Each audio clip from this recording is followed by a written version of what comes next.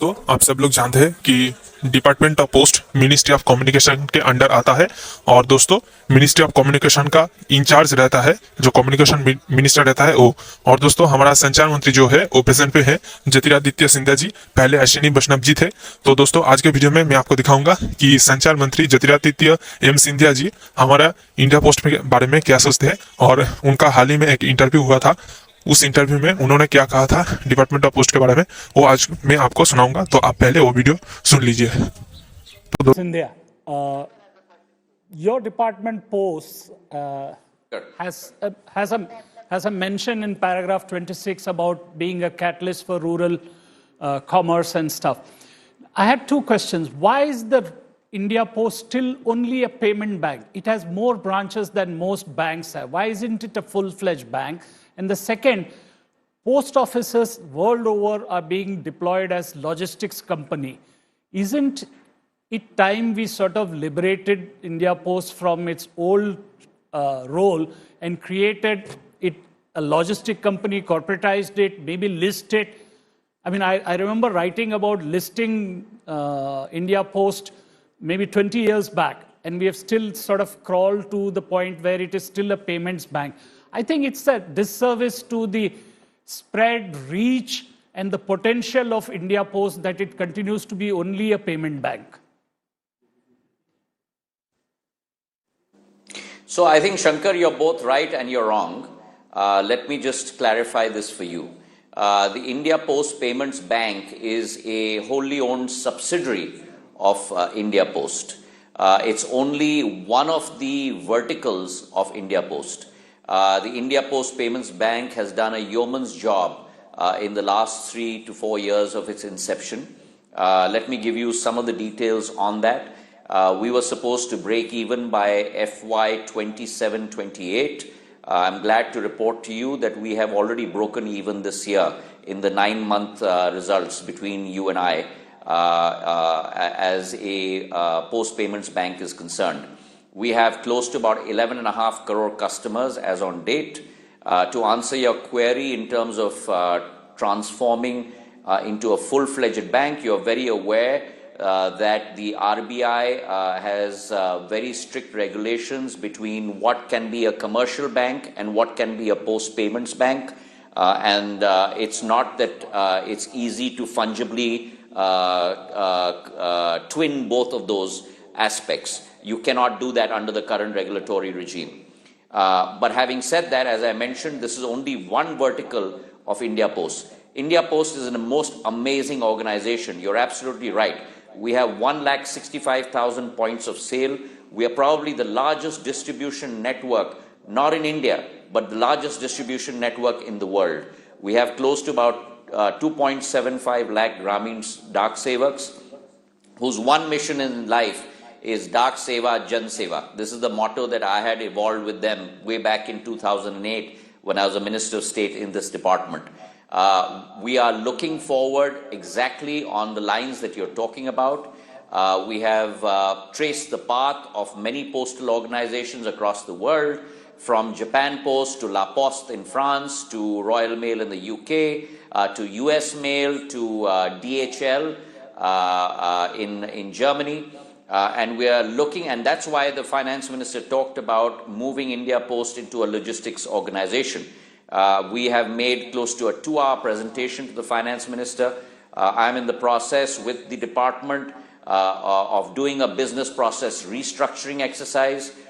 We are coming out with our own software 2.0 product, which will digitize our whole system end-to-end seamless for our customer.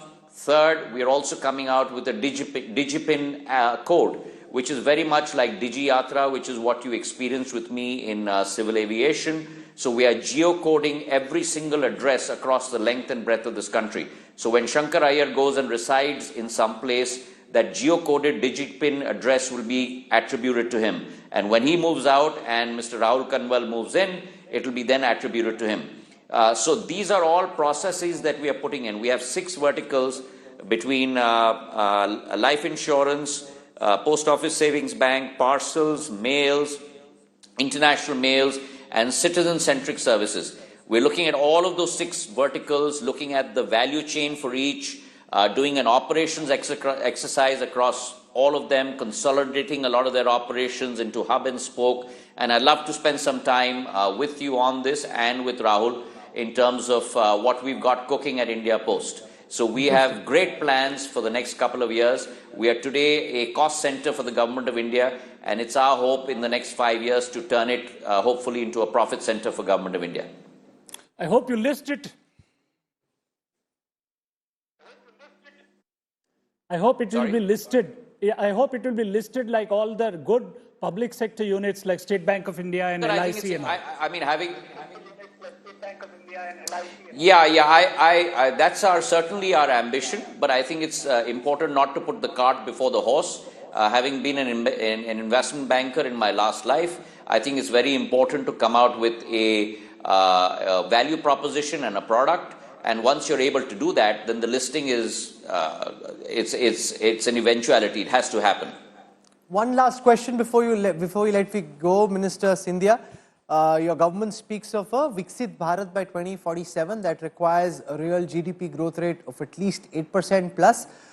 The government set a target of 6.3 to 6.8% of growth for next year. Why was the government not more ambitious in taking a bigger target and then doing what was required to try and achieve it? If we grow at 6.4% this year, 6.3 to 6.8 next year, then we're not going to achieve that target that your Prime Minister, that our Prime Minister and this government has set for itself. So Rahul, how do I satisfy you? With you, I'm damned if I do and I'm damned if I don't. I think it's important for you, Rahul, to go back to do a little bit of research and look at how economies across the world have transformed themselves. The power of growing into a economic powerhouse is not necessarily rates of growth themselves, but is the power of compounding. If you look at the United States of America has grown at average of 2.5%, 3%, but it's grown at that rate for 100 years, which is what has transformed the United States of America. If you look at India's growth rate in perspective with the rest of the world, in the last fiscal has grown at roughly between 2.5 to 2.75% across the world. India has grown at 6.8%. So we've grown at close to about 4,000 basis points above the world. Yes, we have aspirations. Yes, we will deliver on those aspirations for you and for our country. That's our commitment and that's our resolve. But I think it's also important to be realistic, and I think it's important to ensure that you are able to deliver on whatever you have promised. And therefore, when I talked about the growth rate, when I talked about the fiscal deficit, these are realistic numbers which shall be met by our government.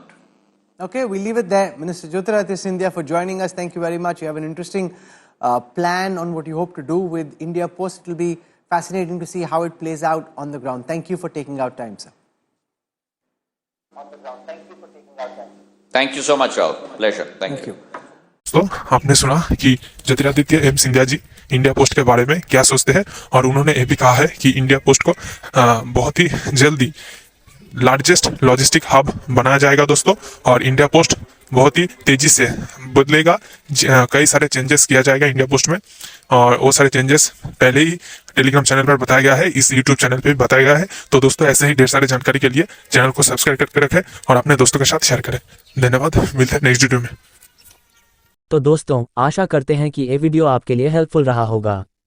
ऐसे और भी ढेर सारे खबर सबसे पहले पाने के लिए वीडियो को लाइक करें, ज़्यादा से ज़्यादा शेयर करें और चैनल को सब्सक्राइब करें।